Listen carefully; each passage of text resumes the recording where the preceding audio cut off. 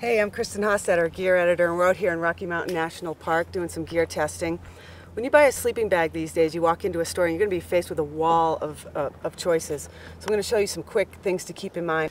First thing you're going to have to decide when you go into the store, do you want a down bag or a synthetic bag? And there's a couple things that distinguish those.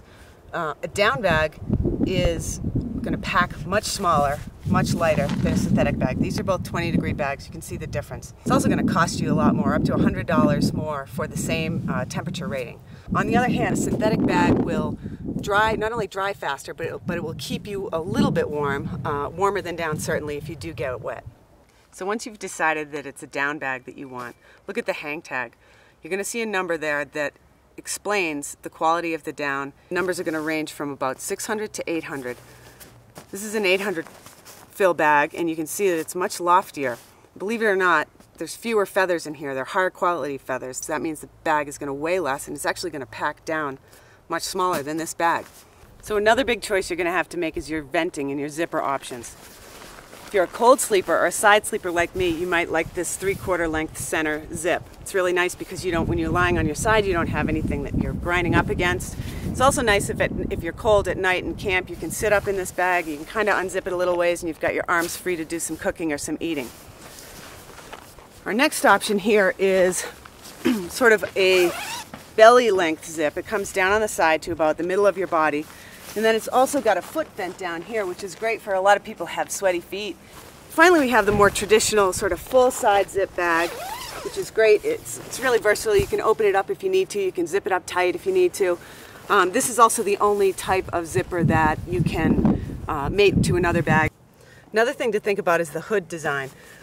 Some bags like this one here has a nice open hood. It's got draw cords here, so you have the option of actually cinching it down if you're cold. But in warmer weather, you can loosen this all the way up, and you've got more of like a pillow. If you're really looking to save ounces and weight is your primary concern, and you like to just snuggle in, look for a bag that has just a smaller hole, and it's really tailored around the head. So another thing to consider is whether you want a bag that has little or no insulation on the bottom. It's good for people who tend to sleep on their backs. You really are relying on a nice warm sleeping pad for your insulation on the bottom, and sometimes you can save a little bit of weight in your pack. More traditional, you have bags that have equal insulation distribution all the way around.